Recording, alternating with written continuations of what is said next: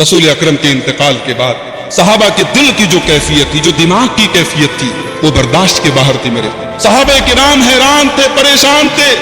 حضرت عمر فاروق رضی اللہ تعالیٰ وہ تو یہ ماننے کے لیے تیار ہی نہیں تھے کہ میرا رسول دنیا سے جا سکتا ہے، میرے رسول کا انتقال ہو سکتا ہے۔ حضرت عمر کہتے تھے نہیں نہیں، جو یہ بات کہے گا عمر اس کی گردن مار دے گا، عمر اس کو قتل کر دے گا، یہ جھوٹ ہے، یہ غلط بات ہے۔ موسیٰ علیہ السلام کوہ طور پہ گئے تھے، 40 دن کے بعد لوٹے تھے۔ میرے رسول بھی گئے ہیں اور لوٹیں گے اور ان لوگوں کو سبق سکھائیں گے جو یہ کہہ رہے ہیں اللہ کے رسول کا انتقال ہو۔ مگر اس موقع پر حضرت ابوبکر صدیق رضی اللہ تعالیٰ عنہ نے جو کردار ادا کیا ہے اور جس ہوشیاری کا اور جس ذہانت کا اور جس دور اندیشی کا ثبوت دیا ہے میرے بھائیوں، وہ حضرت ابوبکر ہی کا خاصہ ہو سکتا۔ حضرت ابوبکر آتے ہیں، اللہ کے رسول کا انتقال ہو چکا ہے، حجرہ عائشہ میں آپ کا جسم مبارک آپ کے بستر پر ہے۔ حضرت ابوبکر آتے ہیں، اما عائشہ کے حجرے میں داخل ہوتے ہیں، اللہ کے رسول کے جسم کو کپڑے سے ڈھانک کر کے رکھا گیا ہے، آپ کے چہرے کو کھولتے ہیں، آپ کی پیشانی کو چومتے ہیں اور زار و قطار رونے لگتے ہیں اور کہتے ہیں طبت حیا و میتا، اے میرے نبی آپ دنیا کی زندگی میں ہی پاک اور صاف تھے اور موت کے بعد بھی آپ پاک اور صاف ہیں۔ لا یجمع اللہ علیک موتتین ابدا، اے میرے رسول، اے میرے نبی، اللہ تعالیٰ سب کو ایک موت دیتا ہے اور وہ ایک موت آپ کو آ چکی ہے۔ اللہ تعالیٰ آپ کو دو موت نہیں دے گا، دو موت آپ کے اوپر اکٹھا نہیں کرے گا۔ اس کے بعد حضرت ابوبکر صدیق مسجد میں آتے، حضرت عمر غصے میں کھڑے ہیں، حضرت ابوبکر کہتے ہیں بیٹھ جاؤ، الا رسلک، تھوڑا سکون سے کام لو۔ لیکن حضرت عمر کی پوزیشن میں فرق نہیں ہے، یا کھڑے ہیں۔ حضرت ابوبکر صدیق آتے ہیں اور حدیث کے الفاظ ہیں ممبر پہ نہیں کھڑے ہوتے، ممبر کے پہلو میں، ممبر کے بغل میں کھڑے ہوتے اور کھڑے ہو کر کے خطبہ دیتے ہیں۔ اور اس خطبے میں حضرت ابوبکر صدیق رضی اللہ تعالیٰ عنہ سورہ آل عمران کی آیت نمبر 144 کی تلاوت کرتے ہیں۔ وما محمد الا رسول قد خلت من قبله الرسل افإن مات أو قتل انقلبتم على أعقابكم۔ او لوگو، محمد تو ایک رسول ہیں، ان کے پہلے بھی رسول گزر چکے ہیں۔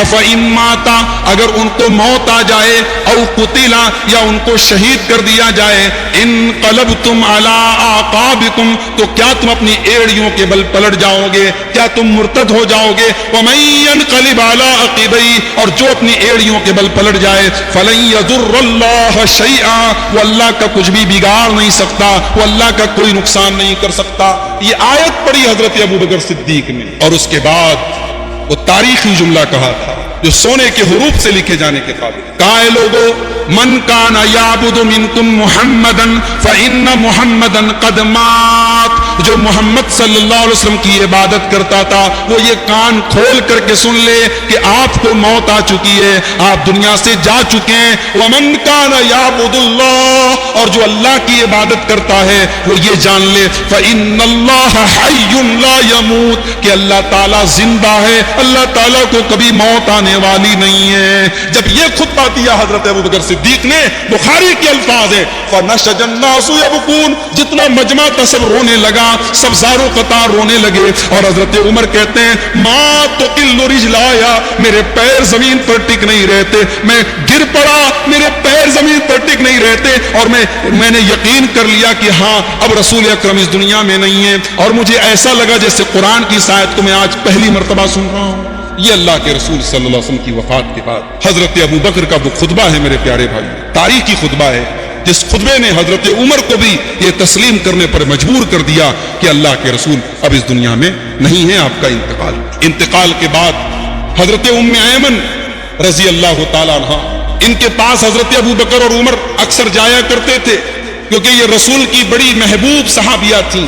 حضرت ابوبکر اور عمر ان کے پاس اکثر جایا کرتے تھے اور جا کر کے اللہ کے رسول کو یاد کرتے تھے۔ تو ایک دن یہ لوگ گئے تو حضرت ام ایمن بہت رو رہی تھی، تو حضرت ابوبکر اور حضرت عمر نے تسلی دی کہ اے ام ایمن اتنا کیوں روتی ہو، موت کا وقت متعین ہے، اللہ کے رسول کی موت کا وقت آیا، اللہ نے آپ کو بلا لیا، اس میں اتنا رونے کی کیا بات ہے؟ تو ام ایمن کیا جواب دیتی ہیں، میں اس بات پر نہیں رو رہی ہوں کہ اللہ کے رسول صلی اللہ علیہ وسلم کا انتقال ہو گیا. میں اس بات پر رو رہی ہوں کہ اب جبریل دنیا میں وحی لے کر کے نہیں آئیں گے. قرآن کی آیتیں اترنا اب بند ہو گئی, وحی کا نزول اب بند ہو گیا. اللہ کی طرف سے جب وحی کا نزول ہوتا تھا, اس کی جو خیر و برکت جو ہمیں ملتی تھی, اب اس کا سلسلہ ختم ہو گیا. اب رسول دنیا میں نہیں ہے, اب رسالت ختم ہو گئی, اب جبریل کبھی وحی لے کر کے دنیا میں. میرے بھائیوں, اللہ کے رسول کی وفات کا یہ واقعہ ہم سب سنتے ہیں, جانتے ہیں, پڑھتے ہیں, مگر ہمیں اور آپ کو ایک بات یاد رکھنی چاہیے. رسول اکرم کی وفات ہوئی ہے,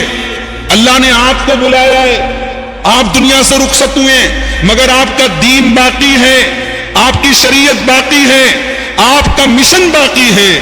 اگر ہمیں اپنے رسول سے محبت ہے, اگر ہمیں اپنے رسول سے تعلق ہے, تو اس دین کی اشاعت کرنا, اس دین پر عمل کرنا, اس دین کو لوگوں تک پہنچانا جو رسول کا مشن تھا, اس مشن پر ہم سب کو قائم رہنا چاہیے. اللہ کے رسول صلی اللہ علیہ وسلم اپنی زندگی میں کہا کرتے تھے, صحیح بخاری کی روایت ہے, آپ کہتے تھے والذی نفسی بیدہ, اس اللہ کی قسم جس کے ہاتھ میں میری جان ہے, ایک دن تمہارے اوپر ایسا بھی ضرور آئے گا, یاتی علیکم یوم ولا ترونی, کہ تم مجھے نہیں دیکھ پاؤ.